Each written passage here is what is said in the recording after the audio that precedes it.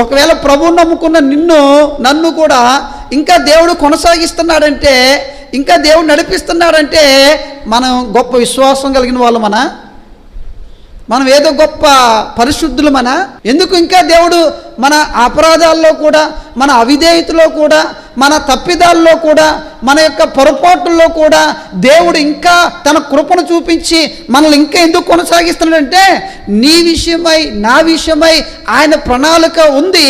ఆ ప్రణాళికను నెరవేర్చుకోవడానికి, ఆ ప్రణాళికను జరిగించుకోవడానికి దేవుడు ఇంకా మన కుటుంబాలని మనల్ని కొనసాగించుకుంటూ వస్తున్నాడంతే. దేవుడు నన్ను ఇంకా ఈ భూమి మీద బ్రతికిస్తున్నాడు అంటే ఈ పరిస్థితులన్నింటిలో నుంచి కారణము నీ పట్ల నా పట్ల దేవుడు ఒక ఉద్దేశం కలిగి ఉన్నాడు. అందుకే మనకు వచ్చే ఆటంకాలను దేవుడు తీసేసుకుంటూ వస్తున్నాడు.